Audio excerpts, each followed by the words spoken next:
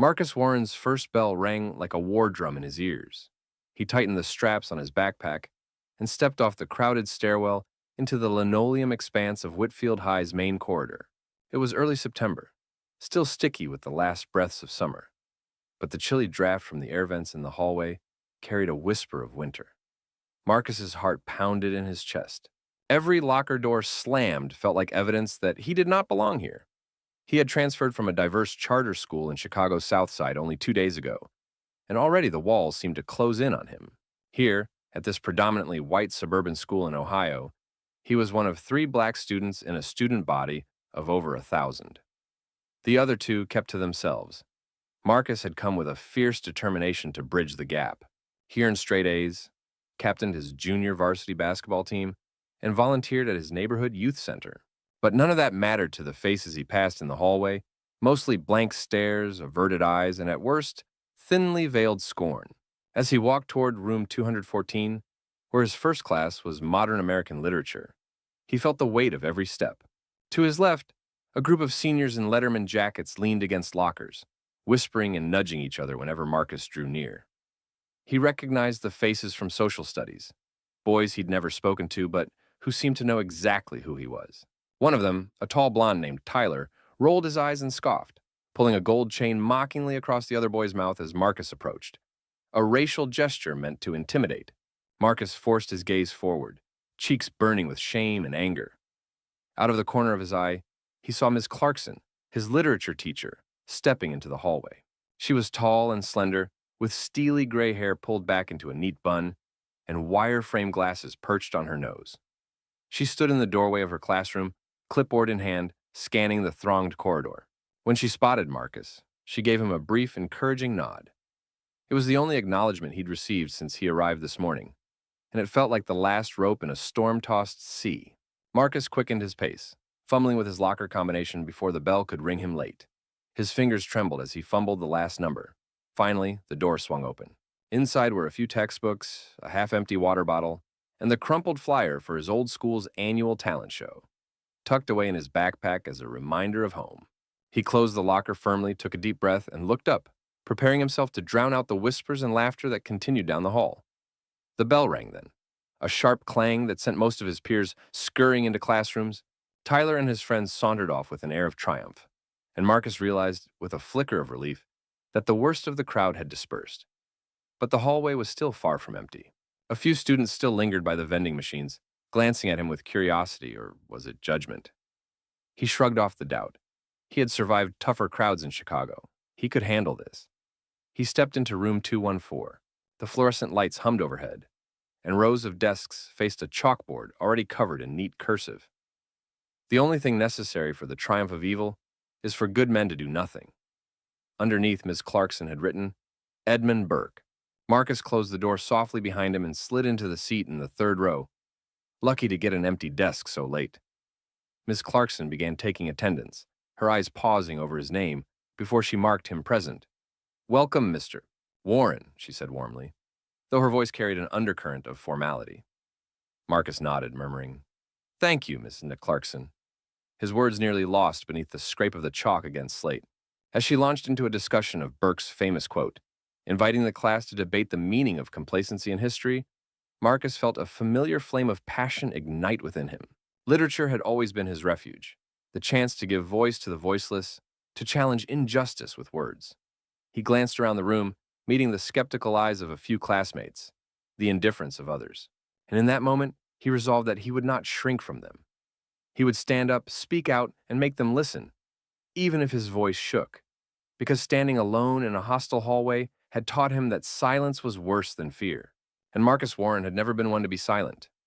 The morning after his bold remarks in Miss Clarkson's class, Marcus Warren woke before his alarm, the taste of adrenaline still sharp in his mouth. He lay in bed for a moment, staring at the ceiling as the last lines of his speech echoed in his mind. When good men do nothing, evil reigns unchecked. He'd never felt more alive or more exposed. By the time he trudged down the hallway for second period, the school seemed to hum with a different energy.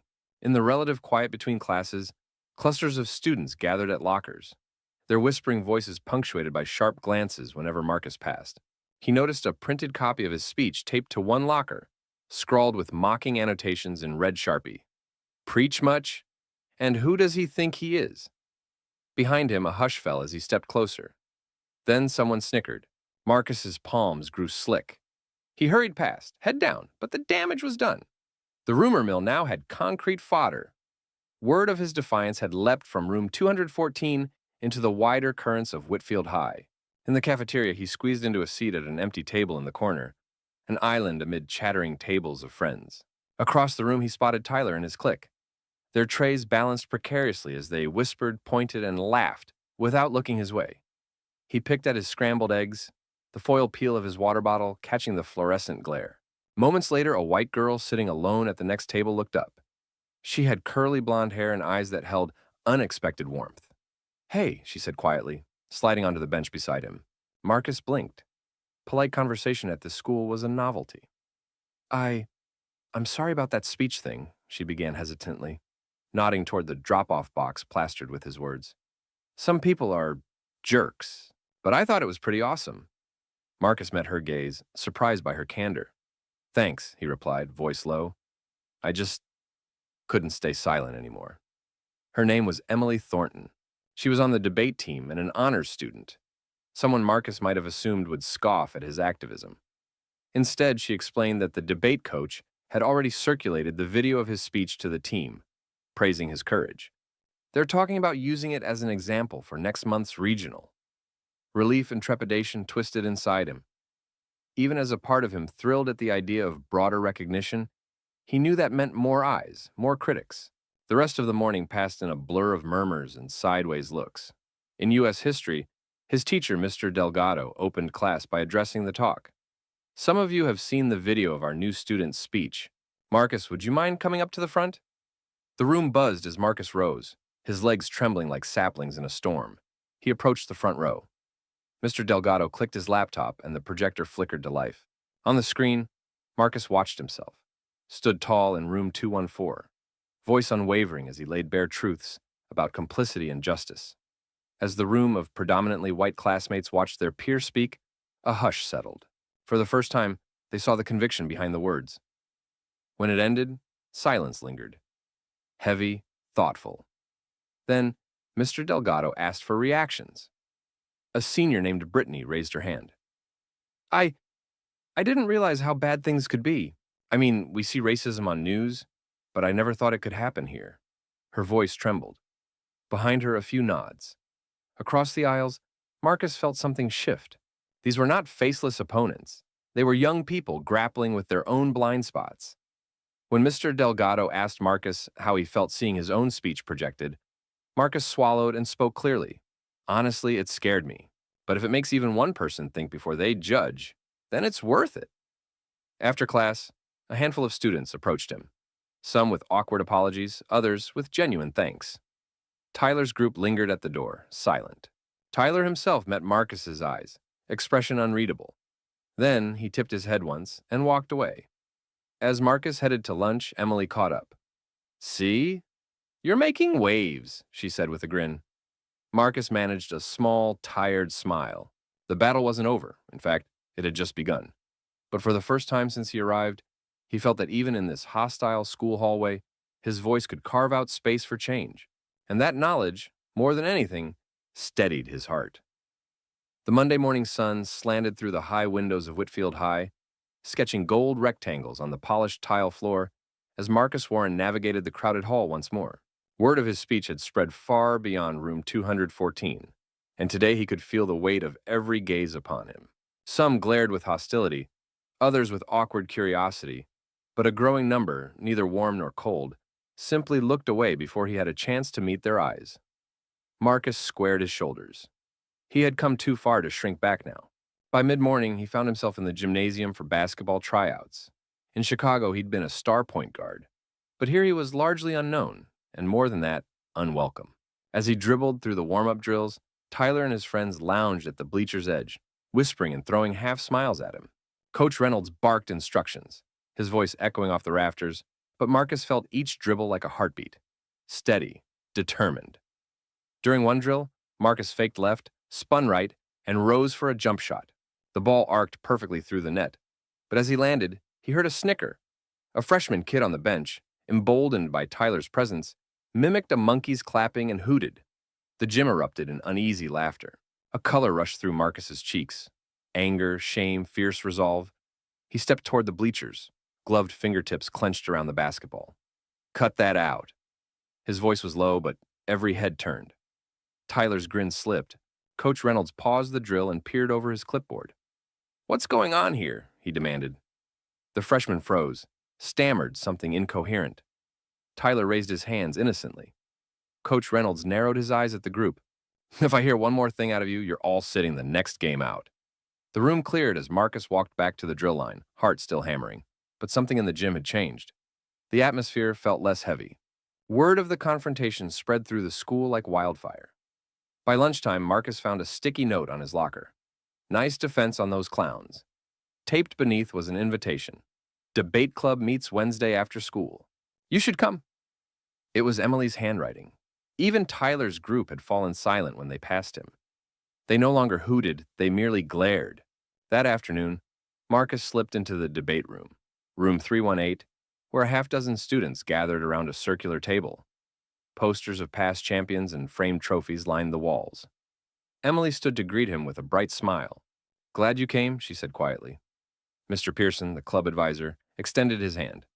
"Marcus, your speech has inspired us. We'd be honored to have you practice with us." As the meeting began, students discussed topics ranging from environmental policy to social justice. Emily pulled a chair next to Marcus. "We're working on a mock debate. Resolved. Systemic prejudice remains the greatest challenge to American progress." She handed him a folder of research. Marcus's pulse quickened. This was his arena. He took the folder, scanning the articles cited. Statistics on sentencing disparities, first-hand testimonials of discrimination, Supreme Court rulings. His mind buzzed with ideas.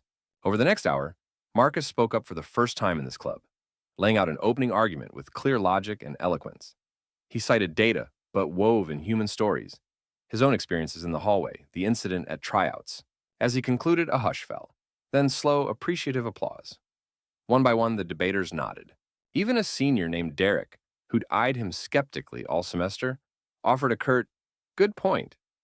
Buoyed by this success, Marcus walked home that evening beneath a fading pink sky. Yet even as hope bubbled within him, he knew resistance still lurked. That night, a voicemail buzzed on his phone. A threatening message telling him to leave Whitfield High alone or face consequences. His chest tightened as he replayed the taunts. His parents assured him they would alert the school, but fear settled like a stone in his gut. The next day, the threat hung between every locker, whispered through every classroom. But Marcus made a choice. Instead of hiding, he stood before the entire student body at the morning assembly, invited by Principal Henderson to address the issue of recent disruptions. His heart roared in his ears as he stepped onto the stage under bright lights, faces blurred in the sea of students. He drew in a ragged breath. "I won't be intimidated," he began, voice trembling but growing stronger. "Yes, I spoke up because I believe silence is complicity. And yes, someone left me a threatening message, but I'm not alone. There are people here, friends, classmates, who stand with me." He paused, scanning the crowd. Emily and several other debate members sat in the front row, giving him steady nods. He continued, "If we allow fear to silence us, then hate wins. But if we find courage to speak, to listen, to change, then hope wins." When he finished, the auditorium was silent for a heartbeat, before an eruption of cheers broke out, tentative at first, then wholehearted. Marcus felt tears sting his eyes. In that moment, the first real crack appeared in the hardened shell of prejudice at Whitfield High. His voice had struck a chord, igniting a spark of courage in others. And as the principal stepped forward to affirm the school's commitment to safety and respect, Marcus realized that his first true stand had not only been for himself, but for every student who had ever felt alone in the hallway. By mid-October, Whitfield High's hallways felt less like battlegrounds and more like corridors of cautious possibility. Marcus Warren noticed it first, in small gestures. A nod from the janitor as he swept near Marcus's locker. The quiet smile of the lunch lady who slipped an extra cookie onto his tray. Even the passing glance of a normally glib freshman, Sam, who murmured, "Hey man, good speech." These tiny acknowledgments flickered like lanterns in the darkness he had once felt. That Monday morning, Marcus found an official-looking memo taped to the front door of the auditorium. Diversity and Inclusion Workshop, Friday afternoon, mandatory for student council members. He frowned, knowing he hadn't signed up for it.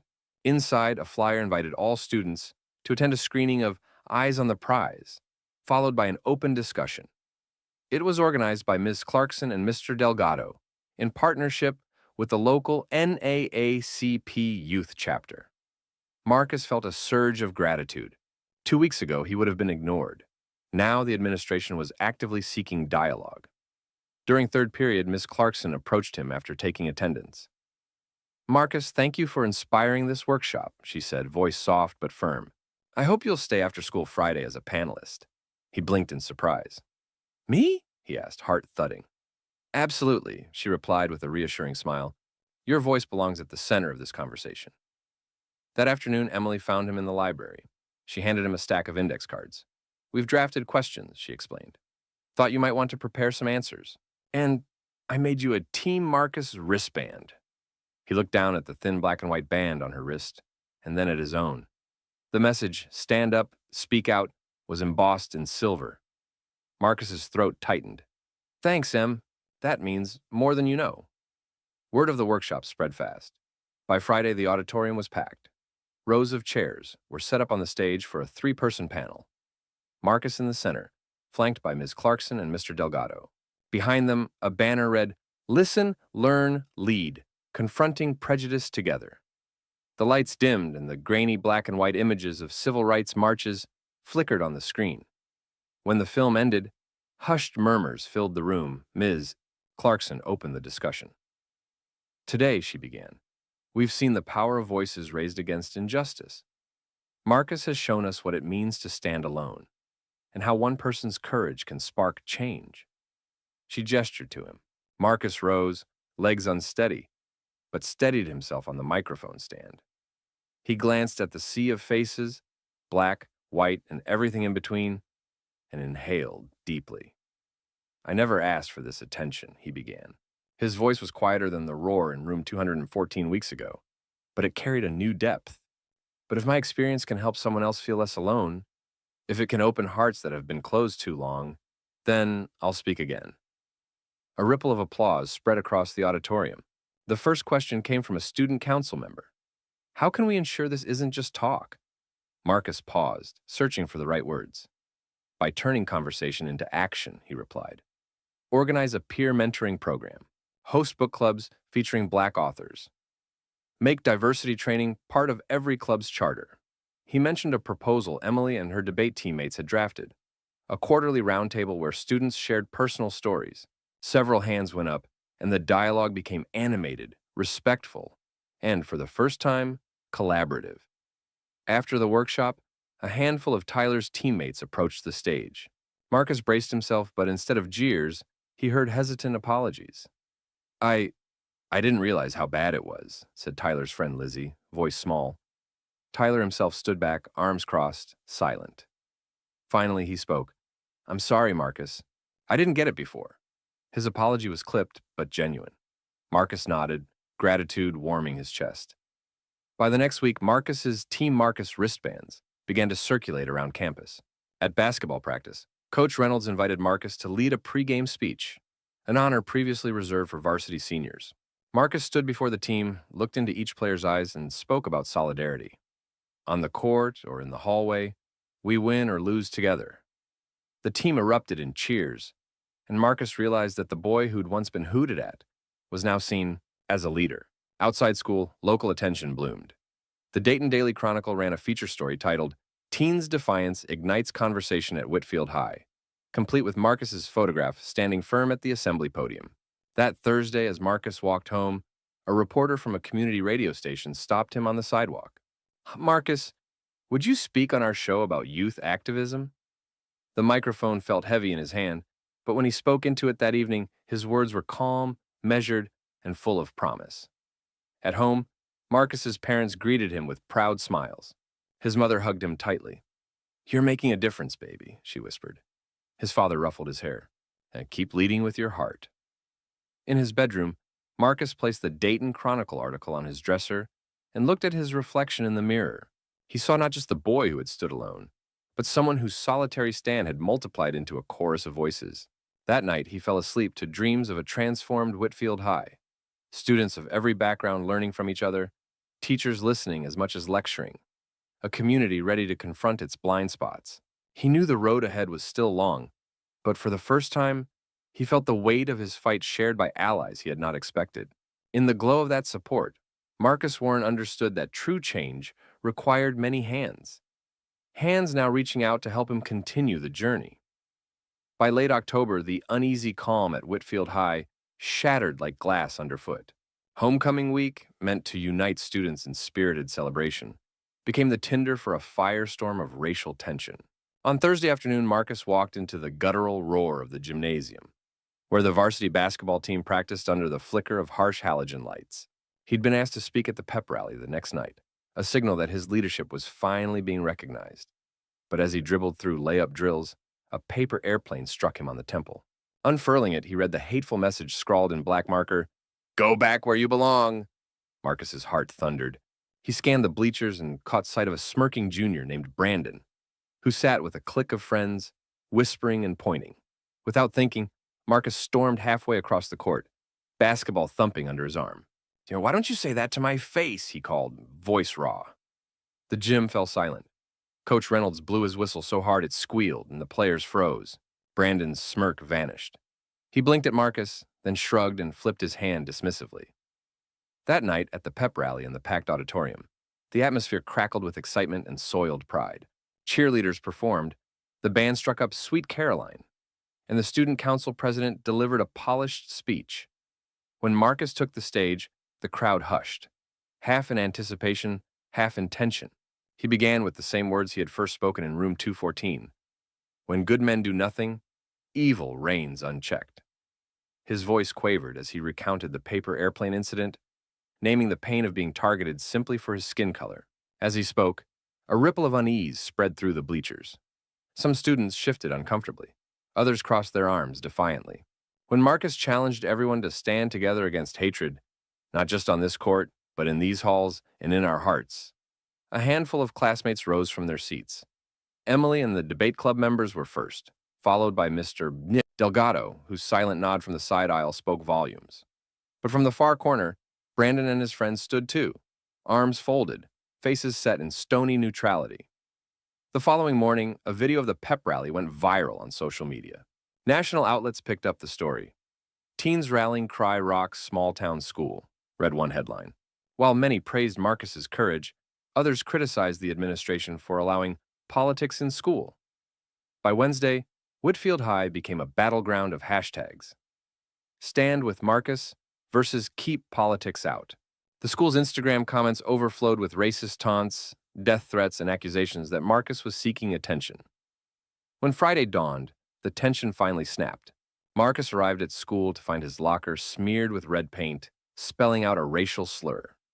Smoke rose from a canister in the empty hallway, a crude attempt to intimidate him. Security cameras captured the silhouette of a student fleeing. The vice principal's office doors slammed open as Marcus stormed in, tears mixing with rage. "This stops now," he demanded.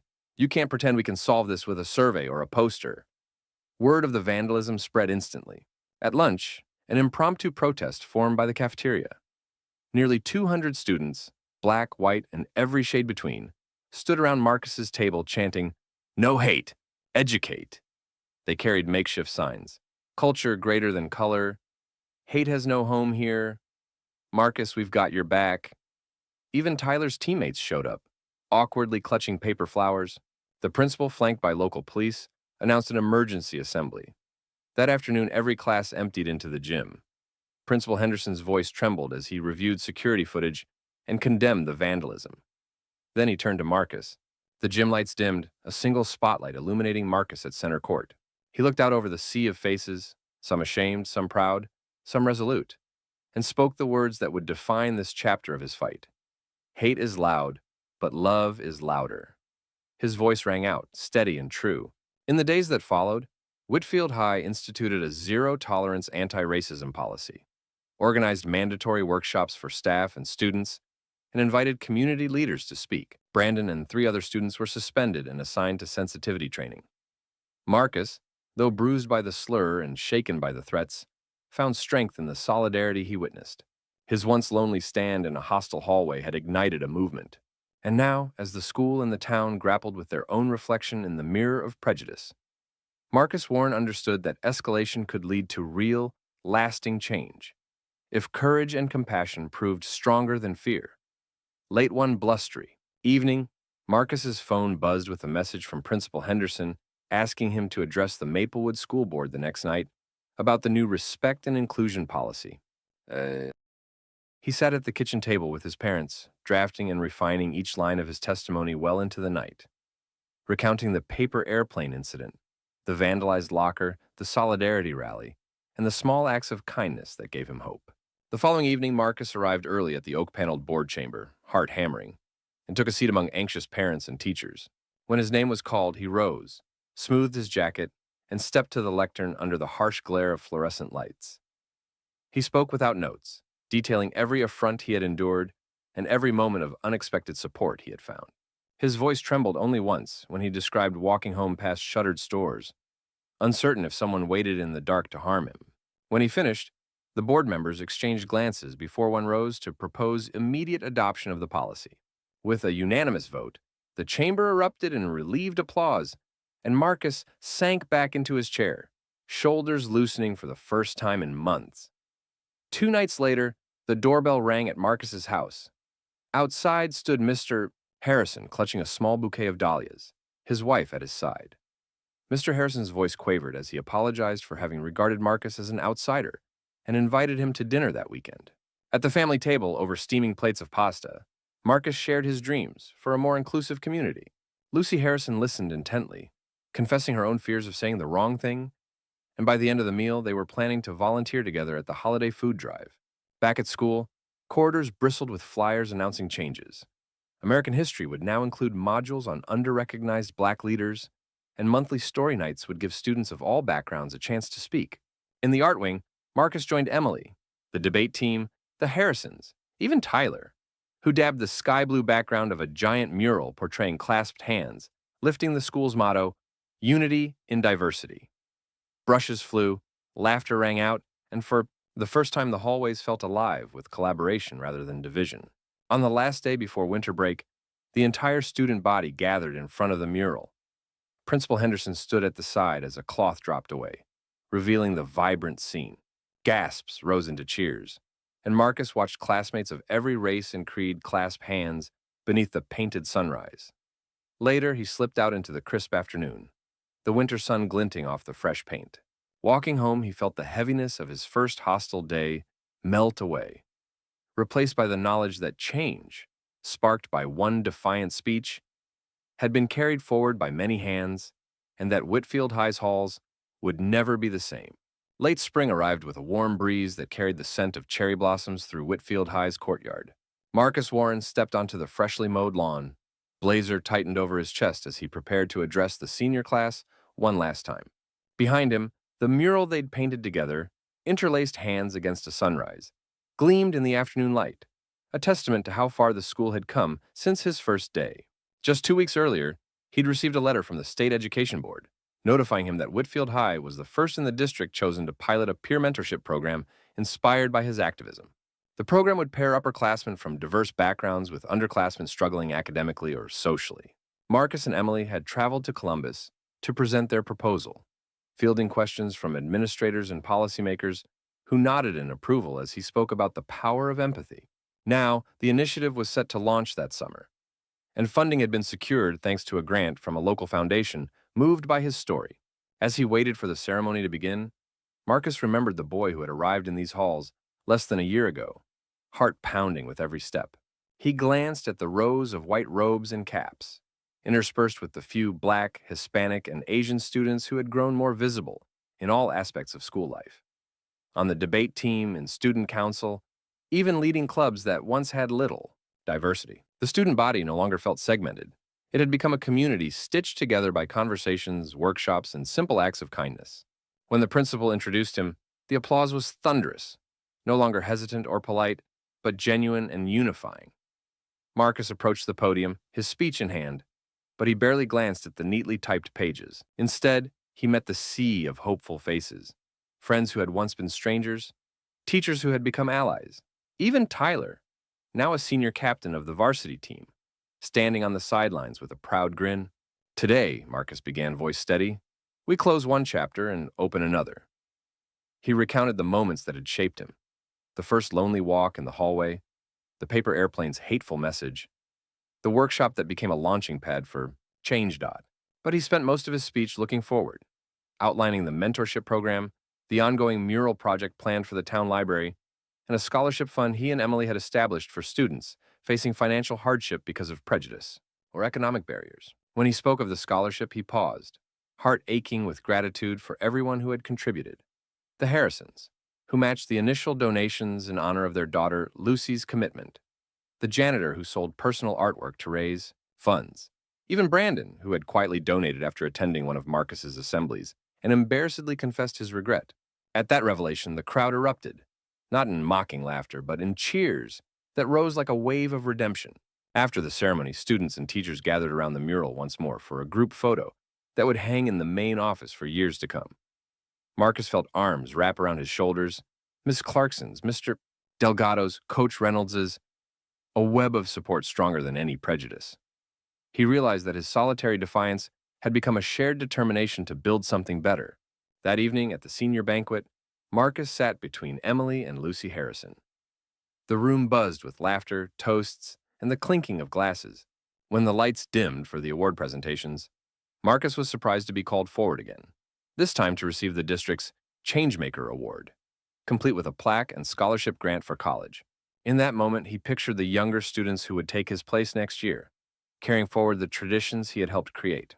As he walked home under a sky smeared with pink and purple, Marcus reflected on the journey from loneliness to leadership. Each step had been met with resistance, but also with unexpected kindness. The hostel hallway might still have echoes of its former hostility, but now it rang with conversation and laughter. He understood that change was seldom instant. Often it was a series of choices, small and large, made by individuals willing to stand up and speak out. Tomorrow he would pack for college, where he planned to study education policy and continue advocating for equity. But for now he savored the moment. The whisper of wind through the cherry trees, the proud smile of his mother on the porch, and the knowledge that a single defiant speech had blossomed into a movement that would outlive him at Whitfield High. In the quiet aftermath of commencement, Marcus Warren felt not an end, but the first breath of a bright new beginning.